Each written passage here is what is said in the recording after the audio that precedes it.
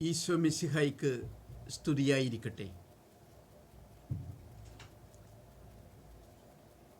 ഇത് എൻ്റെ 180ാമത്തെ വീഡിയോയാണ്. 180 180. 180ാമത്തെ വീഡിയോ ആയിരിക്കുന്നത് ബൈബിൾ വചനങ്ങൾ ശ്രവിക്കുന്നതിനും ശ്രവിക്കപ്പെടുന്നതിനുമായി ഞാൻ തുടങ്ങി വച്ചിരിക്കുന്ന ഈസാ നബി മലയാളം എപ്പിസോഡാണ്. ക്ഷമിക്കണം. ഈ എപ്പിസോഡിലെ 26ാം ഭാഗമാണ് ഇന്ന് നമ്മൾ ശ്രവിക്കുന്നത്. ഏവർക്കും അറിയാം, ബൈബിൾ വചനങ്ങൾ വായിക്കുമ്പോൾ അത് ശ്രവിക്കുക, ഇതാണ് നമ്മളുടെ ലക്ഷ്യം. കാരണം വചനശ്രവണത്തിലൂടെ നമുക്ക് ലഭ്യമാവുന്ന അനുഗ്രഹങ്ങൾ പല എപ്പിസോഡുകളിൽ ഞാൻ പറഞ്ഞിട്ടുള്ളതാണ്.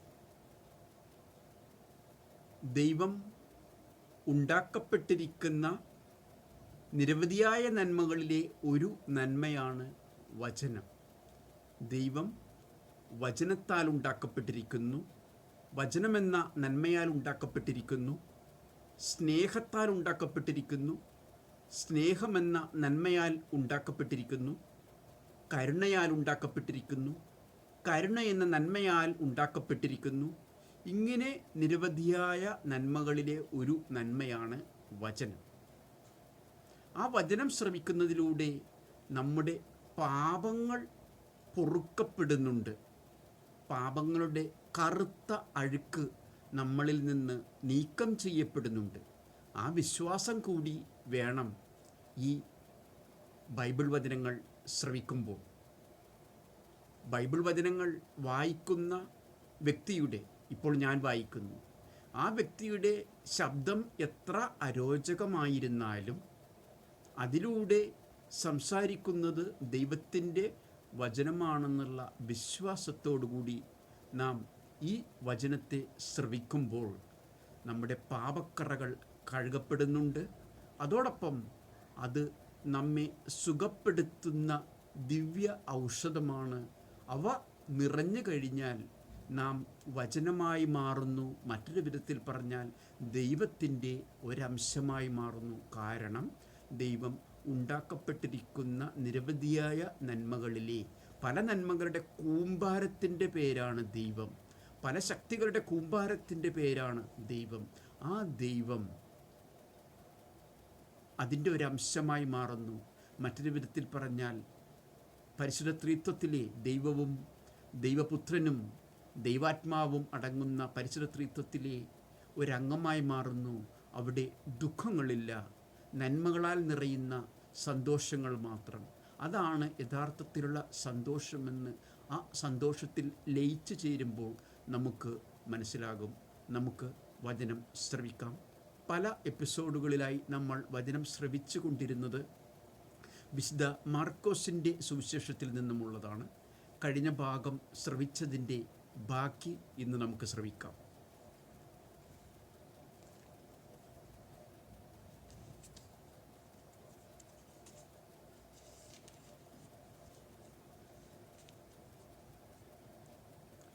വിശുദ്ധ മർക്കോസിൻ്റെ സുവിശേഷം 6-ാം അധ്യായം 37 മുതലുള്ള വചനഭാഗങ്ങളാണ് ഇന്ന് നമ്മൾ ശ്രവിക്കുന്നത്.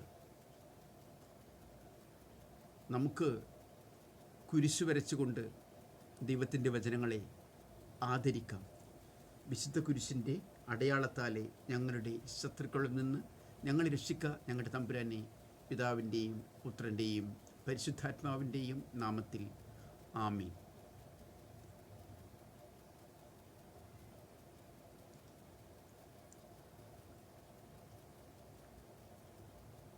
അവൻ പ്രതിവചിച്ചു, നിങ്ങൾ തന്നെ അവർക്ക് ഭക്ഷിക്കാൻ കൊടുക്കുവിൻ. അവർ പറഞ്ഞു, ഞങ്ങൾ ചെന്ന് 200 ദനാറയ്ക്ക് അപ്പം വാങ്ങിക്കൊണ്ടുവന്ന് അവർക്ക് ഭക്ഷിക്കാൻ കൊടുക്കട്ടെയോ? അവൻ ചോദിച്ചു, നിങ്ങളുടെ കൈവശം എത്ര അപ്പം ഉണ്ട്? ചെന്ന് നോക്കുവിൻ. അവർ ചെന്ന് നോക്കിയിട്ട് പറഞ്ഞു, 5 അപ്പവും 2 മീനും. പുൽത്തകിടിയിൽ കൂട്ടം കൂട്ടമായി ഇരിക്കാൻ അവൻ ജനങ്ങൾക്ക് നിർദ്ദേശം നൽകി. 100ഉം 50ഉം വീതമുള്ള കൂട്ടങ്ങളായി അവർ ഇരുന്നു. ഇന്നത്തെ പോലെ ഉച്ചഭാഷിണി ഇല്ലാത്ത കാലം, ഇന്നത്തെ പോലെ വൈദ്യുതി ഇല്ലാത്ത കാലം. ആ കാലത്താണ് 50ൻ്റെയും 100ൻ്റെയും കൂട്ടങ്ങളായി ഇരുന്നതെങ്കിൽ എന്തുമാത്രം ജനങ്ങളുണ്ടായിരിക്കും. വിദൂരതയിലുള്ളവർക്ക് കേൾക്കാൻ ബുദ്ധിമുട്ടുണ്ടെങ്കിലും ആഗ്രഹത്താൽ കേൾക്കപ്പെടുന്നു. തിക്കുകൂട്ടി യേശുവിൻ്റെ വസ്ത്രത്തിൻ്റെ വിളുമ്പിൽ സ്പർശിക്കാൻ ആഗ്രഹിച്ച് വന്നവരെ പോലെ വിദൂരതയിലുള്ളവർക്കും മനസ്സിലാകാൻ സാധിക്കുന്ന തരത്തിലുള്ള വചനങ്ങൾ. വിദൂരത ഒരു പ്രശ്നമാകുന്നില്ല ആഗ്രഹമുള്ളപ്പോഴും സ്നേഹമുള്ളപ്പോഴും. ഒരു കഥ ഇടയ്ക്ക് വെച്ച് ഞാൻ പറയുകയാണ്, വിഷയവുമായി ബന്ധമില്ലെങ്കിലും വിദൂരങ്ങളിലുള്ള നമുക്ക് സമീപത്തേക്ക് വരാനുള്ള ആഗ്രഹം വേണം എന്നുള്ളതിൻ്റെ സൂചനയായി ഒരു കുഞ്ഞു കഥ, വിഷയവുമായി ബന്ധമില്ല. വിദേശ രാജ്യത്ത് ഒരാൾ നടന്നു പോകുകയായിരുന്നു. വിദേശ രാജ്യങ്ങളിൽ പലപ്പോഴും തണുപ്പ് നിറഞ്ഞ രാജ്യമാണെന്നറിയാം. അദ്ദേഹം നടക്കുമ്പോൾ തണുപ്പിൻ്റെ ഉച്ചസ്ഥായിയായ ഡിസംബർ ജാനുവരി മാസമാണ്. ഏവർക്കും അറിയാം, വിദേശ രാജ്യങ്ങളിൽ, തണുപ്പുള്ള രാജ്യങ്ങളിൽ ആ മാസങ്ങളിൽ മഴയ്ക്ക് പകരം മഞ്ഞ് പെയ്യുമെന്നും ഭൂമി മുഴുവൻ മഴവെള്ളം നിറയുന്നതിനേക്കാളുപരി മഞ്ഞുകൊണ്ട് നിറയുമെന്നും ഐസ് കൊണ്ട് നിറയുമെന്നും ഏവർക്കും അറിയാം. മൂടൽമഞ്ഞ് ഈ കാലയളവിൽ കൂടുതലാണ്. ഒരാൾ നീണ്ടുകിടക്കുന്ന വീതിയിലൂടെ നടന്നു പോവുകയാണ്. അനധി വിദൂരതകളിൽ ആരോ വരുന്നത് കണ്ടു. കൃത്യമായി മനസ്സിലായില്ല, മനുഷ്യനാണോ മൃഗമാണോ എന്തോ വരുന്നത് പോലെ മാത്രം. അദ്ദേഹം നടപ്പ് തുടർന്നുകൊണ്ടേയിരുന്നു. അടുക്കും തോറും അദ്ദേഹത്തിന് മനസ്സിലാക്കാൻ സാധിച്ചു, അത് ഒരു മനുഷ്യനാണ്. കുറച്ചുകൂടി മനസ്സിലാക്കാൻ പറ്റി, അതൊരു പുരുഷനായ മനുഷ്യനാണ്. വീണ്ടും സമീപിച്ച് മൂടൽമഞ്ഞ് നിറഞ്ഞ ആ പാതയിൽ വീണ്ടും സമീപിച്ച് ഏറ്റവും അടുത്തെത്തിയപ്പോൾ മനസ്സിലായി, അത് സ്വന്തം സഹോദരനാണെന്ന്, സ്വന്തം കൂടപ്പിറപ്പാണെന്ന്. അനധി വിദൂരതകളിൽ നിന്ന് നോക്കാതെ നമുക്ക് വളരെ അടുത്തേക്ക് വരാം. ശരീരം മുട്ടുന്ന അകലത്തിൽ വന്നും നിൽക്കാതെ ഇനിയും മുട്ടാനിട വരുന്ന രീതിയിൽ ഹൃദയങ്ങൾ തമ്മിലൊരു കൂട്ടിമുട്ടലുണ്ടോ എന്ന് മനസ്സിലാക്കിക്കൊണ്ട് ഹൃദയങ്ങൾ തമ്മിൽ കൂട്ടിമുട്ടിച്ചുകൊണ്ട് ഒരു ജീവിതം തുടങ്ങാം. വഴക്കും പരിഭവങ്ങളും ഉള്ളു തുറന്ന് പറഞ്ഞ് പരിഹരിക്കാം. ഒന്നും മനസ്സിൽ വെച്ചുകൊണ്ടിരിക്കാതിരിക്കാൻ ശ്രമിക്കാം. തീർത്തും വിദൂരതകളിലുള്ളവർക്ക് പോലും സുവിശേഷം എത്തുന്ന രീതിയിൽ ഉച്ചഭാഷിണിയും വൈദ്യുതിയും മറ്റു സാങ്കേതിക സംവിധാനങ്ങളുമില്ലാത്ത അവസ്ഥയിലും ഹൃദയങ്ങളോട് പറഞ്ഞ് അനധി വിദൂരതകളിൽ സന്ദേശം എത്തിയിട്ടുണ്ടെങ്കിൽ ഇന്ന് എന്തുമാത്രം സന്ദേശങ്ങൾ അനധി വിദൂരതകളിൽ എത്തണം. കമ്പ്യൂട്ടറിൻ്റെ ലോകമാണിത്. ഇൻ്റർനെറ്റിൻ്റെ, വാട്സാപ്പിൻ്റെ, ഫേസ്ബുക്കിൻ്റെ ചന്ദ്രനിലേക്കുള്ള യാത്ര കഴിഞ്ഞ് ചൊവ്വാഗ്രഹത്തിലേക്കുള്ള യാത്രയുടെ കാലമാണിത്. തീർച്ചയായിട്ടും അനന്തവിദൂരത സാമീപ്യമുള്ളതായി മാറണമെങ്കിൽ നമുക്ക് നടക്കുന്ന നടപ്പ് ഇത്തിരി വേഗത്തിലാക്കി ദൂരെ നിന്നും ഇവിടെ നിന്നും വരുന്ന വ്യക്തി അത് മൃഗമല്ല, മനുഷ്യനല്ല, വെറും പുരുഷനല്ല, സ്വന്തം സഹോദരനാണ്, അല്ലെങ്കിൽ കൂടപ്പിറപ്പാണെന്നുള്ള അവബോധത്തിലേക്ക് എത്താം. ഇവിടെ 50-ൻ്റെയും 100-ൻ്റെയും കൂട്ടങ്ങളായി യേശു അവരെ ഇരുത്താൻ ശിഷ്യരോട് ആജ്ഞാപിച്ചു എന്ന് പറയുന്നു. നമുക്ക് അനധിവിദൂരതകളിൽ നിന്ന് കുഞ്ഞു കുഞ്ഞു കൂട്ടങ്ങളായി, കൂട്ടായ്മകളായി, സൗഹൃദം പുലർത്തുന്ന കൂട്ടായ്മകളായി കടന്നു വന്ന് യേശുവിന് ചുറ്റുമിരിക്കാം. അപ്പോൾ യേശു ഇപ്പോൾ കാണിക്കാൻ പോകുന്ന അത്ഭുതം 5 അപ്പവും 2 മീനും കൊണ്ട് അത് എല്ലാവർക്കും സുഭിക്ഷമായി ഭക്ഷിക്കാൻ പറ്റുന്ന ഭക്ഷണപദാർത്ഥമായി മാറ്റാൻ പോകുന്നത് പോലുള്ള അനുഭവങ്ങൾ നമ്മുടെ ജീവിതത്തിൽ ഉണ്ടാവട്ടെ. തുടർന്ന് നമ്മൾ വായിച്ചു കേൾക്കാൻ പോകുന്നത് ആ 5 അപ്പവും 2 മീനും എപ്രകാരം പരിവർത്തനം ചെയ്യപ്പെട്ടു എന്നും അത് സുഭിക്ഷമായ ഭക്ഷണമായി നമ്മുടെ ലൗകികാഗ്രഹങ്ങളുമുണ്ട്.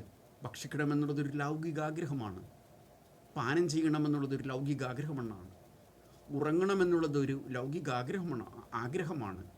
നല്ല വസ്ത്രം ധരിക്കണമെന്നുള്ളതൊരു നല്ല ലൗകികാഗ്രഹമാണ്. ചില ആഗ്രഹങ്ങളൊക്കെ സഫലീകൃതമായാൽ മാത്രമേ നാളെ എന്ന പ്രഭാതത്തിലേക്ക് നമുക്ക് ഉണരാൻ കഴിയൂ. പെട്ടെന്ന് മരിച്ചു പോകുന്നത് തീർത്തും ഒരു ആത്മഹത്യയുടെ മറ്റൊരു മുഖമാണ്. ആഗ്രഹിക്കാം, ഞാൻ പാപം ചെയ്യാതെ ജീവിക്കുന്നു, ഈ രാത്രിയിൽ എനിക്ക് മരണം തരണമേ എന്ന് വേണമെങ്കിൽ ആഗ്രഹിക്കാം. പക്ഷേ സഹിച്ചുള്ളൊരു ജീവിതം ഇത്രയും പേർ കഷ്ടപ്പെടുമ്പോൾ ഞാനിന്ന് മരിക്കുകയാണെങ്കിൽ, ഞാൻ പാപമില്ലാതെ മരിക്കുകയാണെങ്കിൽ എനിക്ക് സന്തോഷം എന്ന നിലയിൽ നിന്ന് മാറി ഞാൻ ഇനിയും സഹിച്ച് ജീവിക്കാം. ഈ ദരിദ്രർക്ക് വേണ്ടി, ഇനിയും യേശുവിൻ്റെ സുവിശേഷം എത്തപ്പെടാത്ത ജനതതികൾക്ക് വേണ്ടി ഞാൻ ഇനിയും ജീവിക്കാം. എത്ര കാലം വേണമെങ്കിലും ജീവിക്കാം. ഞാൻ പാപമില്ലാതെ ജീവിക്കുന്നു എന്നുള്ള ആത്മവിശ്വാസത്തോടു കൂടി, ഞാൻ എപ്പോഴും തയ്യാറായിരിക്കുന്നു മരണത്തിന് എന്നുള്ള തയ്യാറെടുപ്പോടുകൂടി. എന്നാൽ ദൈവമേ, ഈ ജീവിതം എനിക്ക് വേണ്ട എന്നുള്ള ചിന്തയില്ലാതെ ഞാൻ ഈ ദരിദ്രർക്ക് വേണ്ടി, ഈ പാപങ്ങൾക്ക് വേണ്ടി, അവരുടെ കണ്ണീരൊപ്പാൻ വേണ്ടി മറ്റ് ലൗകിക സുഖങ്ങൾ ത്യജിച്ചുകൊണ്ട് ഞാൻ ഇനിയും ജീവിക്കാം. അതുകൊണ്ട് ഇനിയും ഒരു ദിവസം കൂടി എനിക്ക് തരണമേ എന്നുള്ള ചിന്തയോടെ നമുക്ക് ജീവിക്കാം. നമുക്ക് യേശു പ്രവർത്തിക്കുന്ന ആ അത്ഭുതം വായിച്ചു കേൾക്കാം.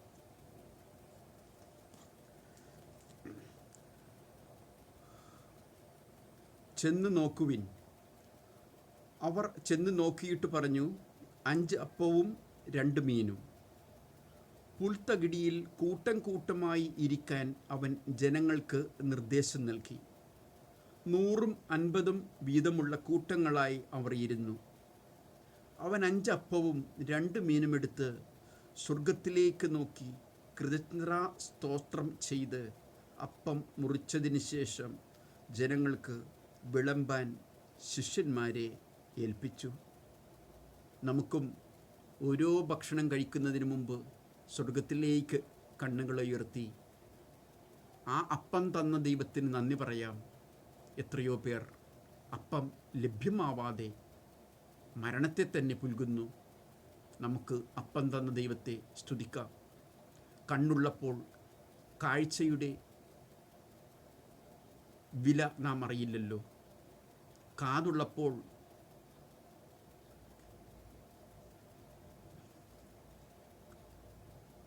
ശ്രവണത്തിൻ്റെ വില നമ്മളറിയില്ല. ശരീരത്തിൽ ഏതവയവവും ഇല്ലാതെയായി മാറുമ്പോഴാണ് ആ അവയവത്തിൻ്റെ വില മനസ്സിലാവുന്നത്. ഭക്ഷണം ഇല്ലാതാവുന്ന അവസരത്തിലാണ് ഭക്ഷണത്തിൻ്റെ വില. കഞ്ഞിയെങ്കിൽ കഞ്ഞി എന്നുള്ള അവസ്ഥ, ആ വസ്തുവെങ്കിലും കിട്ടിയാൽ എത്ര നന്നായിരിക്കുമെന്ന് തോന്നുന്നത്. ധൂർത്തപുത്രന് അനുഭവപ്പെട്ടതുപോലെ പന്നികൾക്ക് കൊടുക്കുന്ന ഏറ്റവും ഹീനമായ വസ്തു പന്നികൾക്ക് കൊടുക്കാറുണ്ട്. അതുപോലും കിട്ടുന്നില്ലല്ലോ എന്ന് വിഷമിച്ച ധൂർത്തപുത്രനെ ഓർക്കാം. നാം ധൂർത്തപുത്രനല്ലെങ്കിലും ധൂർത്തപുത്രനാകാൻ പാടില്ല എങ്കിലും നമുക്ക് ദൈവം നൽകിയ ഭക്ഷണത്തെ ഓർത്ത് സ്വർഗത്തിലേക്ക് കണ്ണുകളുയർത്തി കൃതജ്ഞതാ സ്തോത്രം ചൊല്ലി നമുക്ക് ഭക്ഷിക്കാം. അത് മറ്റുള്ളവർക്കായി പങ്കിടുകയും ചെയ്യാം. പങ്കിടലിൻ്റെ ആഹ്ലാദം എന്നുമെന്നും നമ്മോടൊപ്പം ഉണ്ടായിരിക്കട്ടെ. സ്വാർത്ഥത നമ്മിൽ നിന്ന് അകന്നു പോവട്ടെ. എല്ലാം എനിക്ക് കിട്ടണം, ഭക്ഷണമായാലും വസ്ത്രമായാലും പാർപ്പിടമായാലും എല്ലാം എനിക്ക് കിട്ടണം എന്ന ചിന്താഗതിയിൽ നിന്ന് മാറി പങ്കുവയ്ക്കലിൻ്റെ ഒരനുഭവം നമുക്കുണ്ടാകട്ടെ. നമുക്കും 50ൻ്റെയും 100ൻ്റെയും കൂട്ടങ്ങളായിരിക്കാം. ആ കൂട്ടങ്ങളിൽ പങ്കുവെച്ച് കിട്ടപ്പെടുന്ന ഭക്ഷണം രുചികരവും വിശപ്പിനെ എന്നേക്കുമായി ശമിപ്പിക്കാൻ സാധിക്കുന്നതുമാണ്. കുറച്ച് ദിവസങ്ങൾക്ക് ശേഷം ഈ ഭക്ഷണം വിളമ്പിയതിന് കുറച്ച് ദിവസങ്ങൾക്ക് ശേഷം യഥാർത്ഥ ഭക്ഷണം യേശു വിളമ്പാനിരിക്കുന്നതേയുള്ളൂ. ജീവൻ്റെ അപ്പം, ഒരിക്കലും വിശപ്പനുഭവപ്പെടാത്ത അപ്പത്തിനായി നമുക്ക് ദാഹിക്കാം. അതിൻ്റെ മുന്നോടിയായി ദൈവം തരുന്ന, നമ്മുടെ വിയർപ്പിൻ്റെ ഫലമായി ദൈവം തരുന്ന ഈ ലൗകികതയുടെ അപ്പം സ്നേഹത്തോടെ, പങ്കുവയ്ക്കലോടെ, നന്ദിയോടെ ഭക്ഷിക്കാം. അവൻ 5 അപ്പവും 2 മീനും എടുത്ത് സ്വർഗത്തിലേക്ക് നോക്കി കൃതജ്ഞത സ്തോത്രം ചെയ്ത് അപ്പം മുറിച്ചതിന് ശേഷം ജനങ്ങൾക്ക് വിളമ്പാൻ ശിഷ്യന്മാരെ ഏൽപ്പിച്ചു. ആ 2 മീനും അവൻ എല്ലാവർക്കുമായി വിഭജിച്ചു. അവരെല്ലാവരും ഭക്ഷിച്ചു തൃപ്തരായി. ബാക്കി വന്ന അപ്പക്കഷണങ്ങളും മീനും 12 കുട്ട നിറയെ അവർ ശേഖരിച്ചു. അപ്പം ഭക്ഷിച്ചവർ 5000 പുരുഷന്മാരായിരുന്നു. മറ്റൊരു വിധത്തിൽ പറഞ്ഞാൽ ഹൃദയങ്ങൾ കൈമാറിയവർ 5000 പുരുഷന്മാരായിരുന്നു. അനധിവിദൂരതയിൽ നിൽക്കുന്ന പുരുഷന്മാർ ഒന്നിനൊന്ന് ഹൃദയം കൈമാറി യേശുവിൻ്റെ വചനങ്ങൾ ശ്രവിച്ചതിന് ശേഷമാണ് പോയത്. ഭക്ഷണം കഴിച്ച് തൃപ്തരായി എന്നതിനേക്കാളുപരി ഹൃദയം അതിലേറെ തൃപ്തമായി, ഭക്ഷണത്തെ വെല്ലുന്ന ഭക്ഷണമായി വചനം ഹൃദയത്തിലേക്ക് പോയപ്പോൾ അത് എന്നെന്നും അതിൽ ലയിച്ചു ചേരുന്ന ഒരു ഭക്ഷണമായി നിലകൊണ്ടു. ഹൃദയത്തിൽ ചെന്നു ചേരുന്ന ഭക്ഷണം അതിൽ ലയിച്ചു ചേർന്ന് അതായി മാറുന്ന, നന്മയായി മാറുന്ന ഒരു ഭക്ഷണമായി എന്നെന്നും അവിടെ ഉണ്ടായിരിക്കും. ലൗകികമായ ഭക്ഷണം ആമാശയത്തിലേക്ക്, വയറിലേക്ക് ചെന്ന് കേവലം മണിക്കൂറുകൾക്കുള്ളിൽ അത് വിസർജ്യ വസ്തുവായി പോകുമെന്നറിയാം. എന്നാൽ യേശു ആദ്യം നൽകിയത് വചനമാകുന്ന ഭക്ഷണമാണ്. അതവരുടെ ഹൃദയങ്ങളിലേക്ക് ചെന്നു. അത് ആനന്ദമായി മാറി. പാപക്കറകളെ മായ്ച്ചു കളയുന്ന ദിവ്യ ഔഷധമായി മാറി. അവയെല്ലാം കിട്ടിയതിന് ശേഷം മാത്രമാണ് യേശു അവർക്ക് ലൗകികതയുടെ ഭക്ഷണം വിളമ്പിയത്. നമുക്കും ഹൃദയം നിറയ്ക്കാനുള്ള ഭക്ഷണം ആദ്യം കഴിക്കാം. അതിനുശേഷം, അതായത് ആത്മാവിൻ്റെ ഭക്ഷണം ആദ്യം കഴിക്കാം. അതിനുശേഷം നമുക്ക് ലൗകികതയുടെ അപ്പം മീനും കഴിക്കാം. യേശുവിൻ്റെ മാതൃക പിഞ്ചെല്ലാം. ആ 2 മീനും അവർ എല്ലാവർക്കുമായി വിഭജിച്ചു. അവരെല്ലാവരും ഭക്ഷിച്ചു തൃപ്തരായി. ബാക്കി വന്ന അപ്പക്കഷണങ്ങളും മീനും 12 കുട്ട നിറയെ അവർ ശേഖരിച്ചു. അപ്പം ഭക്ഷിച്ചവർ 5000 പുരുഷന്മാരായിരുന്നു. യേശു വെള്ളത്തിനു മീതെ നടക്കുന്നു.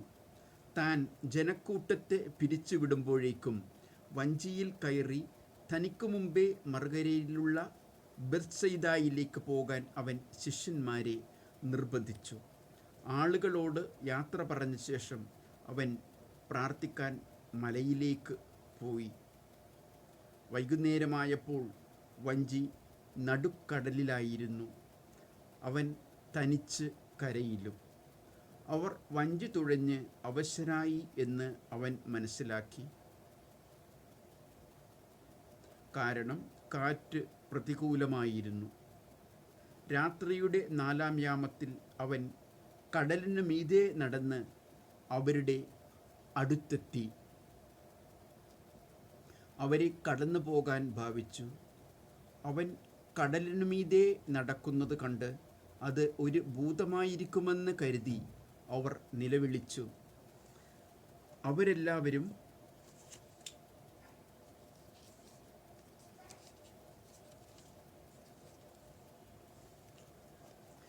അവരെല്ലാവരും അവനെ കണ്ട് പരിഭ്രമിച്ചു പോയി.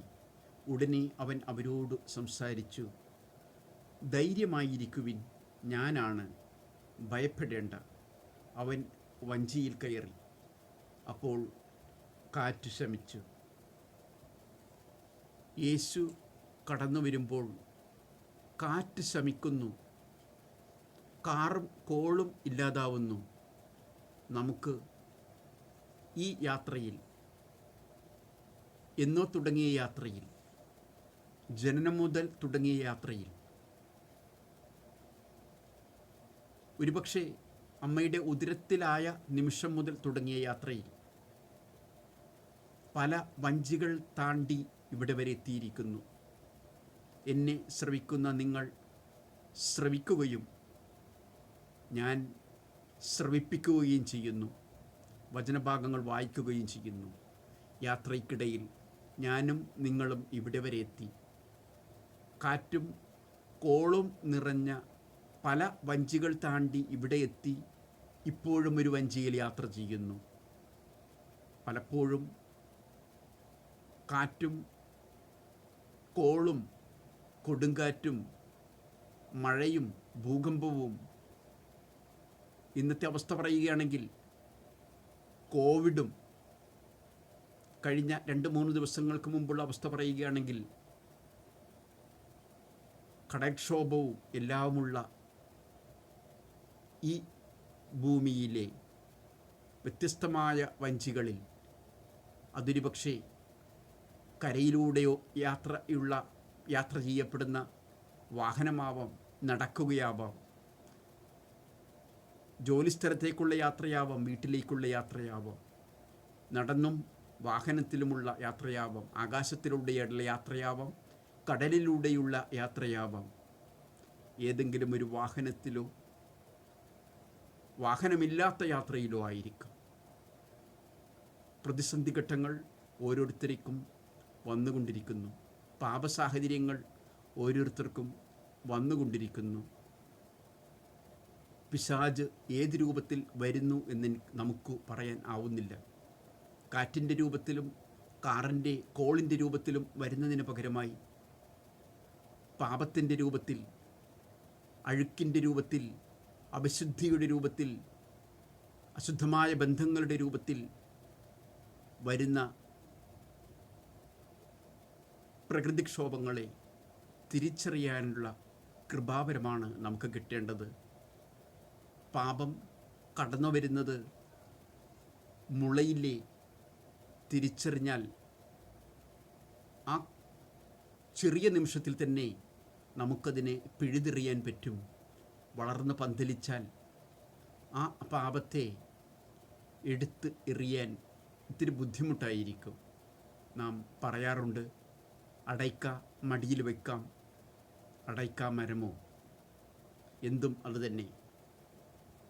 എന്തും കുഞ്ഞായിരിക്കുന്ന അവസരത്തിൽ പ്രകൃതിക്ഷോഭങ്ങളുടെ രൂപത്തിൽ കടന്നു വരുന്ന പാപങ്ങൾ, പാപസാഹചര്യങ്ങൾ ചൊട്ടയിലെ തിരിച്ചറിഞ്ഞാൽ നമുക്കതിനെ പിഴുതെറിയാൻ പറ്റും. പിഴുതെറിയാൻ നമ്മെ സഹായിക്കുന്നത് നാം ആകുന്ന വാഹനത്തിൽ, വാഹനമില്ലെങ്കിൽ നടന്നു പോകുമ്പോൾ നാം തന്നെ വാഹനമായി മാറുമ്പോൾ നാം എന്ന വാഹനത്തിലേക്ക് കടന്നു വരാൻ യേശുവിനെ അനുവദിക്കുക. യേശു കടന്നു വരട്ടെ. യേശുവിൻ്റെ വചനങ്ങൾ കടന്നു വരട്ടെ. അത് ഹൃദിസ്ഥമാകട്ടെ. ഹൃദിസ്ഥമാകുന്ന വചനങ്ങൾ അതിനനുസരിച്ച് പ്രവർത്തിക്കുന്നതിനുള്ള കൃപാവരം കിട്ടട്ടെ. അതിനായി യത്നിക്കാം. അപ്പോൾ കാറ്റ് ശമിക്കും, കോള് ശമിക്കും, ശാന്തമാകും. നമുക്ക് കിട്ടാവുന്ന ഏറ്റവും വലിയ സന്തോഷം ശാന്തി എന്നുള്ളതാണ്. മരിച്ചുപോയവർക്ക് വേണ്ടി പ്രാർത്ഥിക്കുമ്പോൾ നാം പറയുന്നൊരു വാക്യം മുഖ്യമായും ശാന്തിയെക്കുറിച്ചാണ്. ഈ ആത്മാവിന് ശാന്തി ഉണ്ടാവട്ടെ എന്നുള്ളതാണ്. ശാന്തി കിട്ടുക എന്നുള്ളതാണ് ഏറ്റവും വലിയ സന്തോഷങ്ങളിലൊന്ന്. സ്വർഗം കിട്ടുക എന്ന് പറഞ്ഞാൽ അതിൻ്റെ മറ്റൊരു അർത്ഥം ശാന്തി കിട്ടുക എന്നുള്ളതാണ്. ശാന്തി നിറഞ്ഞ സ്ഥലമാണ് സ്വർഗം. ശാന്തി ഇല്ലാത്തവരെ, ആത്മഹത്യയുടെ വക്കിലായിരിക്കുന്നവരെ, പല പ്രതിസന്ധികളിലൂടെ കടന്നു പോകുന്നവരെ, ശാന്തിയില്ലാതെ ജീവിക്കുന്നവർക്ക് ശാന്തി ഒരു നിമിഷം കിട്ടിക്കഴിയുമ്പോൾ ഉണ്ടാകുന്ന ഒരു അനുഭവം അവർക്ക് മാത്രം കിട്ടുന്ന ഒരു സന്തോഷമാണ്. ആ അവസ്ഥ എപ്പോഴും കിട്ടുന്നതിന് വേണ്ടിയാണ് സ്വർഗത്തിൽ എത്തിച്ചേരുന്നത്. ശാന്തിയുടെ കൂമ്പാരമാണ്, ശാന്തിയുടെ കവാടമാണ്, ശാന്തിയാൽ നിറഞ്ഞ ഗൃഹമാണ് സ്വർഗം. നമുക്ക് ആ ശാന്തിയുടെ ഒരംശമെങ്കിലും ഇഹലോകത്തിൽ കിട്ടണമെങ്കിൽ തീർച്ചയായിട്ടും യേശു നമ്മിലേക്ക് കടന്നു വരണം. യേശുവിൻ്റെ വചനങ്ങൾക്കനുസരിച്ച് ജീവിക്കണം. പാപങ്ങളെയും പാപ സാഹചര്യങ്ങളെയും ചൊട്ടയിലെ തിരിച്ചറിഞ്ഞ് ദൂരേക്കെറിയണം. ഇത് എന്നെ ചെറിയ പാപത്തിലെ വീഴ്ത്തു എന്നാണ് നമ്മുടെ എവരുടെയും ധാരണയെങ്കിലും ചെറിയ പലതുകൾ ചേർന്ന് വലുതാവുന്നത് പോലെ. കുടുക്കയിൽ നാം ഇടുന്നത് 1 രൂപയാണ്. പക്ഷേ ഇങ്ങനെയുള്ള പല 1 രൂപകൾ ചേർന്നാൽ 10 രൂപയാകുമെന്നും 100 രൂപയാകുമെന്നും ഇനിയും വേണമെങ്കിൽ 1000-ഓ 10,000-ഓ അതിനു മേലെയോ ആകുമെന്നും നമുക്കറിയാം. പക്ഷേ കുടുക്കയിൽ നാം പൈസ ഇടുന്നില്ല എങ്കിൽ അത് എന്നെന്നും ശൂന്യമായി നിലനിൽക്കും.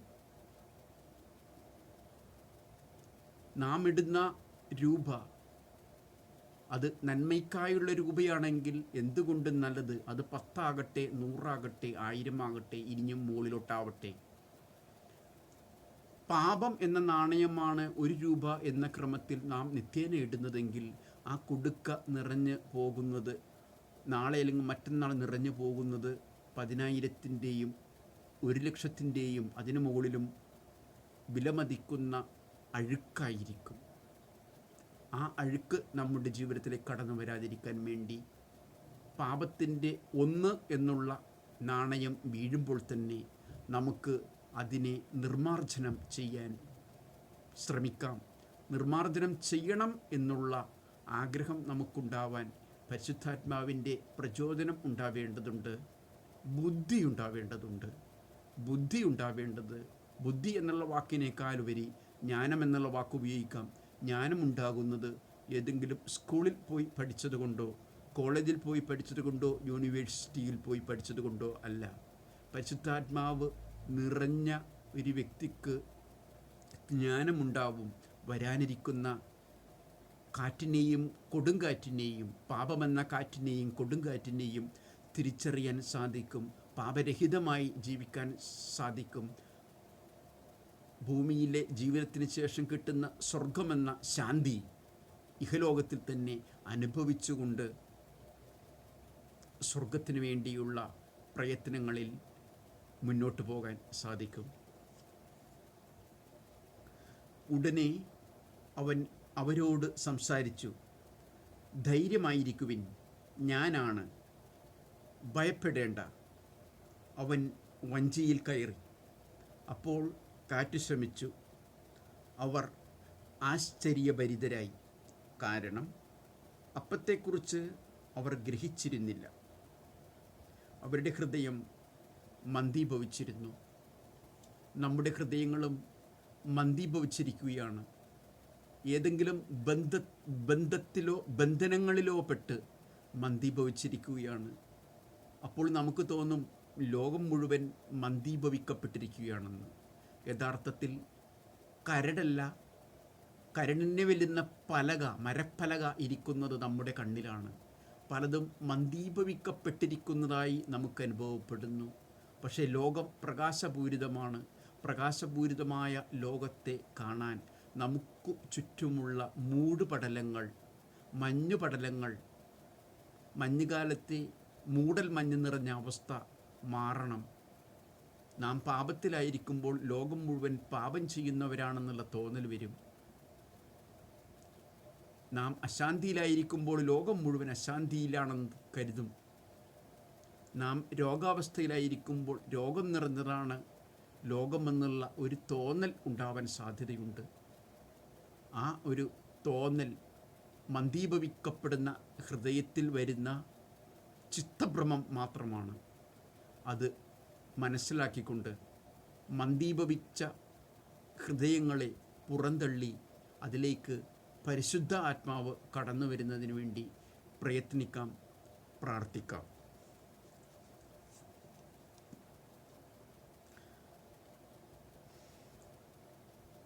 ഗനേസറത്തിലെ അത്ഭുതങ്ങൾ. അവർ കടൽ കടന്ന് ഗനേസറത്തിൽ എത്തി. വഞ്ചി കരയ്ക്കടുപ്പിച്ചു. കരയ്ക്കിറങ്ങിയപ്പോൾ തന്നെ ആളുകൾ അവനെ തിരിച്ചറിഞ്ഞു. അവർ സമീപ പ്രദേശങ്ങളിലെല്ലാം ഓടി നടന്ന് രോഗികളെ കിടക്കയിലെടുത്ത് അവൻ ഉണ്ടെന്ന് കേട്ട സ്ഥലത്തേക്ക് കൊണ്ടുവരാൻ തുടങ്ങി. എത്രയോ രോഗികളാണ് യേശുവിനാൽ സുഖപ്പെട്ടിരിക്കുന്നത്. ഒരുപാട് രോഗികളെ സുഖപ്പെടുത്തിയിട്ടുണ്ട്. അതിൽ ചില രോഗികളുടെ വിവരണം മാത്രമേ ബൈബിളിലുള്ളൂ. തളർവാദ രോഗിയെ സുഖപ്പെടുത്തിയത്, കുഷ്ഠരോഗിയെ സുഖപ്പെടുത്തിയത്, അങ്ങനെ കുറച്ച് വ്യക്തികളെ മാത്രമേ സുഖപ്പെടുത്തിയതിൻ്റെ വിവരണമുള്ളൂ. മറ്റു ഭാഗങ്ങളിലെല്ലാം എഴുതിയിരിക്കുന്നത് അവൻ അവിടെ എത്തി എന്നറിഞ്ഞ് നിരവധി രോഗികളെയും കൊണ്ട് അവർ അവൻ്റെ അടുത്ത് വന്നു എന്ന് മാത്രമാണ്. ഇവിടെയും നമ്മൾ വായിച്ചു കേട്ടത് അതാണ്. അവൻ സമീപ പ്രദേശങ്ങളിലെല്ലാം കരയ്ക്കിറങ്ങിയപ്പോൾ തന്നെ ആളുകൾ അവനെ തിരിച്ചറിഞ്ഞു. അവർ സമീപ പ്രദേശങ്ങളിലെല്ലാം ഓടി നടന്ന് രോഗികളെ കിടക്കയിലെടുത്ത് അവൻ ഉണ്ടെന്ന് കേട്ട സ്ഥലത്തേക്ക് കൊണ്ടുവരാൻ തുടങ്ങി. നിരവധി രോഗികളെ കൊണ്ടുവന്നു എന്ന് സാരം. അവൻ എവിടെയുണ്ടോ അവിടെ രോഗശമനമുണ്ട്. യേശു എവിടെയുണ്ടോ അവിടെ രോഗശമനമുണ്ട്. ആ വിശ്വാസം നമുക്കുണ്ടാവട്ടെ. നമ്മുടെ ഇടയിലും യേശു കടന്നു വന്നിരിക്കുന്നു എന്ന് നാമും ചിന്തിക്കുക. അവർ ചിന്തിച്ചതുപോലെ ഉടനടി അവർ ചെയ്തതെന്താണ്? നെട്ടോട്ടമോടി രോഗികളെ കൊണ്ടുവരാൻ. നാം രോഗികളെ കണ്ടുവരുന്നതിനേക്കാളുപരി നാം രോഗിയാണെന്ന വാസ്തവം തിരിച്ചറിയുക. ശാരീരിക രോഗത്തെക്കാളുപരി ആത്മീയ രോഗങ്ങളാൽ, മാനസിക രോഗങ്ങളാൽ നാം വലയുകയാണ്. ആ രോഗങ്ങളെ സമർപ്പിക്കാം. യേശു കടന്നു വന്നു എന്ന ചിന്ത നമ്മിൽ ഉണ്ടാവട്ടെ. ഗനേസറത്തിലേക്ക് കടന്നു വന്നു എന്ന ചിന്ത അവർക്കുണ്ടായതുപോലെ നമുക്കും ചിന്തയുണ്ടാവട്ടെ. നാം ആയിരിക്കുന്ന സ്ഥലത്തേക്ക് യേശുവിത കടന്നു വരുന്നു. ഞാനെല്ലാം സമർപ്പിക്കാൻ പോകുന്നു. എന്നെയും എൻ്റെ കുടുംബാംഗങ്ങളെ സമർപ്പിക്കുന്നതിനേക്കാളുപരി എന്നെ വെറുക്കുന്നവരെ ഞാൻ ആദ്യമായി സമർപ്പിക്കുന്നു. തീർച്ചയായിട്ടും നമുക്ക് നമ്മെ വെറുക്കുന്നവരെയും നമുക്ക് എന്തെങ്കിലും അസൂയ തോന്നിയിട്ടുള്ളവരെയും ആദ്യമായി സമർപ്പിക്കാം. അപ്പോൾ ആ നന്മ കാണുന്ന ദൈവം നാം ചോദിക്കാതെ തന്നെ നമ്മെയും നമ്മുടെ കുടുംബാംഗങ്ങളെയും സൗഖ്യപ്പെടുത്തും. അവർ കടൽ കടന്ന് ഗനേസറത്തിൽ എത്തി വഞ്ചി കരയ്ക്കടുപ്പിച്ചു. കരയ്ക്കിറങ്ങിയപ്പോൾ തന്നെ ആളുകൾ അവനെ തിരിച്ചറിഞ്ഞു. അവർ സമീപ പ്രദേശങ്ങളിലെല്ലാം ഓടി നടന്ന് രോഗികളെ കിടക്കയിലെടുത്ത് അവൻ ഉണ്ടെന്ന് കേട്ട സ്ഥലത്തേക്ക് കൊണ്ടുവരാൻ തുടങ്ങി. ഗ്രാമങ്ങളിലോ നഗരങ്ങളിലോ നാട്ടിൻ പുറങ്ങളിലോ അവൻ ചെന്നിടത്തൊക്കെ ആളുകൾ രോഗികളെ കൊണ്ടുവന്ന് പൊതുസ്ഥലങ്ങളിൽ കിടത്തിയിരുന്നു. അവൻ്റെ വസ്ത്രത്തിൻ്റെ വിളുമ്പിലെങ്കിലും സ്പർശിക്കാൻ അനുവദിക്കണമെന്ന് അവർ അപേക്ഷിച്ചു. ഈ വിശ്വാസം നമുക്കെപ്പോഴും ഉണ്ടാകട്ടെ. കരങ്ങൾ തലയിൽ വെച്ച് സുഖപ്പെടുത്താൻ സാധ്യമായില്ലെങ്കിലും, സുഖമാകട്ടെ എന്നുള്ള വചനങ്ങൾ ഉരുവിടാൻ സാധിച്ചില്ലെങ്കിലും, ശരീരത്തിൽ സ്പർശിക്കാൻ സാധിച്ചില്ലെങ്കിലും വിളുമ്പിലെങ്കിലും, യേശുവിൻ്റെ വസ്ത്രത്തിൻ്റെ വിളുമ്പിലെങ്കിലും സ്പർശിക്കാൻ സാധിച്ചാൽ ഞാൻ സുഖപ്പെടും എന്നുള്ള വിശ്വാസമുണ്ടാകട്ടെ. യേശുവിൻ്റെ ശിഷ്യന്മാർ കടന്നു പോകുമ്പോൾ യേശുവിൻ്റെ ശിഷ്യന്മാരുടെ നിഴൽ വീണാൽ ഞങ്ങൾ സുഖപ്പെടുമെന്നുള്ള വിശ്വാസം നമുക്ക് ഏവർക്കും ഉണ്ടാവട്ടെ. അകലങ്ങളിലിരുന്ന് വചനം ഒന്നുച്ചരിച്ചാൽ മതി, യേശുവേ ഞാൻ സുഖപ്പെടും. സർവോപരി അശാന്തി നിറഞ്ഞ എൻ്റെ ഹൃദയത്തിൽ ശാന്തി ലഭ്യമാവും എന്നുള്ള ചിന്ത നമുക്കുണ്ടായാൽ യേശു സുഖപ്പെടുത്തും. വിശ്വസിക്കുക എന്നുള്ളത് മാത്രമേ സുഖപ്പെടുന്നതിന് മുന്നോടിയായി യേശു പറയുന്നുള്ളൂ. വിശ്വസിക്കാത്തിടത്തോളം കാലം സുഖപ്പെടാൻ, അത് ശരീരമായാലും മനസ്സായാലും ആത്മാവായാലും സുഖപ്പെടാൻ ബുദ്ധിമുട്ടായിരിക്കും. തീർച്ചയായിട്ടും നമുക്ക് സുഖപ്പെടാം. സുഖപ്പെടുന്നതിൻ്റെ മുന്നോടിയായുള്ള വിശ്വാസം നമ്മുടെ ഹൃദയങ്ങളിൽ എപ്പോഴും ഉണ്ടായിരിക്കട്ടെ. ഗ്രാമങ്ങളിലോ നഗരങ്ങളിലോ നാട്ടിൻപുറങ്ങളിലോ അവൻ ചെന്നിടത്തൊക്കെ ആളുകൾ രോഗികളെ കൊണ്ടുവന്ന് പൊതുസ്ഥലങ്ങളിൽ കിടത്തിയിരുന്നു. അവൻ്റെ വസ്ത്രത്തിൻ്റെ വിളുമ്പിലെങ്കിലും സ്പർശിക്കാൻ അനുവദിക്കണമെന്ന് അവർ അപേക്ഷിച്ചു. സ്പർശിച്ചവരെല്ലാം സുഖം പ്രാപിക്കുകയും ചെയ്തു. പാരമ്പര്യത്തെക്കുറിച്ച് തർക്കം. ഫരിസേയരും ജെറുസലമിൽ നിന്ന് വന്ന ചില നിയമജ്ഞരും യേശുവിന് ചുറ്റും കൂടി. അവൻ്റെ ശിഷ്യന്മാരിൽ ചിലർ കൈ കഴുകി ശുദ്ധി വരുത്താതെ ഭക്ഷണം കഴിക്കുന്നത് അവർ കണ്ടു. പൂർവികരുടെ പാരമ്പര്യമനുസരിച്ച് ഫരിസേയരും യഹൂദരും കൈ കഴുകാതെ ഭക്ഷണം കഴിക്കാറില്ല.